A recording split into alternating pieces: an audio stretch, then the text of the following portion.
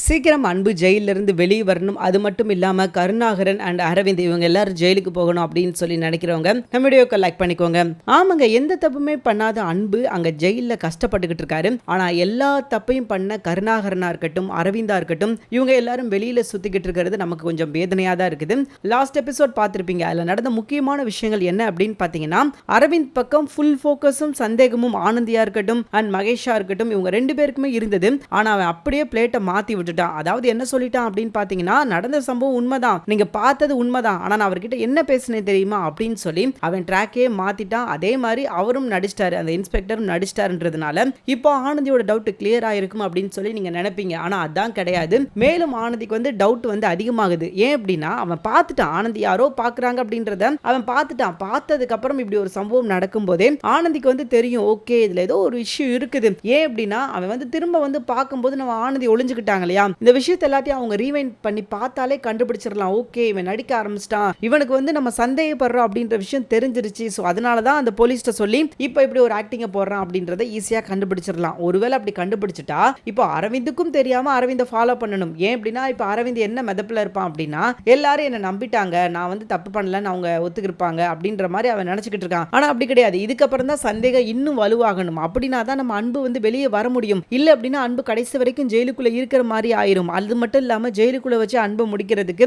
எல்லா வேலையும் பார்த்துக்கிட்டு இருக்காங்க. ஸோ அப்படி இருக்கும்போது எவ்வளோ சீக்கிரம் முடியுமோ அவ்வளோ சீக்கிரம் நம்ம மகேஷா இருக்கட்டும், ஆனந்தியா இருக்கட்டும், இவங்க ரெண்டு பேரும் சேர்ந்து அந்த ப்ரூஃபை கண்டுபிடிச்சா மட்டும்தான் நம்ம அன்பை வெளியே கொண்டு வர முடியும். இல்லை அப்படின்னா அவரை வெளியே கொண்டு வரதுல பயங்கர சிக்கலாயிரும். ஸோ அந்த விஷயத்தை இவங்க எவ்வளோ சீக்கிரமா பண்றாங்களோ அவ்வளோ சீக்கிரம் எல்லாத்துக்கும் நல்லது. இவங்க எவ்வளோ தூரம் தாமதம் படுத்திக்கிட்டே போறாங்களோ அது கண்டிப்பா எல்லாருக்குமே பிரச்சனை தான். ஸோ சீக்கிரமே ஒரு நல்ல விஷயம் நடக்கணும் அப்படின்றதா நம்மளோட ஆசையா இருக்குது. ஆனால் நம்ம எதிர்பார்த்த விஷயங்கள் நடக்கிற மாதிரியே தெரியல. நம்ம என்ன ஒரு விஷயம் எதிர்பார்த்துக்கிட்டு இருக்கோமோ அந்த விஷயத்தை தவிர இது எல்லாமே நடந்துகிட்டு இருக்குது. நம்ம எதிர்பார்க்காத விஷயங்கள்லாம் நடக்குது. நம்ம ஒரு எதிர்பார்த்து அன்புக்கு ஒரு நல்ல விஷயம் நடந்துராதா அப்படின்னு சொல்லி எதிர்பார்த்துக்கிட்டு இருக்க விஷயங்கள் நடக்கிற மாதிரி தெரியல. ஸோ இதுக்கப்புறமாவது அன்புக்கு சாதகமா ஏதாவது ஒன்று ரெண்டு விஷயங்கள் நடந்துச்சுன்னா நல்லா இருக்கும். ஏன்னா நமக்கு கொஞ்சம் ஆறுதலா இருக்கும். ஆரம்பத்திலேருந்து பார்த்தீங்கன்னா அன்பு கஷ்டப்பட்டுக்கிட்டே இருக்காரு. ஒரு பக்கம் பார்த்தீங்கன்னா ஆனந்தியால கஷ்டப்படுவாரு, இன்னொரு பக்கம் பார்த்தீங்கன்னா இன்னொருத்த யாராலையாவது கஷ்டப்படுவாரு. அப்படி இருக்கும்போது இப்போ ஆனந்தி செட் பண்ணி கொண்டு ஓரளவுக்கு பக்காவா போய்கிட்டு இருக்கும்போது இப்போ ஒரு கேஸ் போட்டு அவரை உள்ள தள்ளி வச்சிருக்கிறது கண்டிப்பா சரி கிடையாது. சீக்கிரமே அவர் விடுதலையாகி வரணும். அப்படி விடுதலையாகி வந்தாதான் இதுக்கப்புறம் சீரியல் செம்மையா இருக்கும் அப்படின்றதுல எந்த ஒரு மாற்று கருத்தும் கிடையாது. ஸோ பொறுத்திருந்து பார்ப்போம் என்ன நடக்குது அப்படின்னு சொல்லிட்டு. ஏன் அப்படின்னு கேட்டிங்கன்னா, ஏன்னா இப்போதாங்க கதை சூடு பிடிக்க ஆரம்பிச்சிருக்கு. இனி அடுத்தடுத்து நடக்கிற விஷயங்கள் எல்லாமே பார்த்தீங்கன்னா நம்ம எதிர்பார்க்காத திருப்பு முனைகள்லாம் இருக்கும். ஏன் அப்படின்னா, இன்னொரு பக்கம் பார்த்தீங்கன்னா அந்த திருக்குமரன் இருக்கான் இல்லையா, அதாவது அரவிந்தோட அண்ணன் தானே பேசுறாங்க.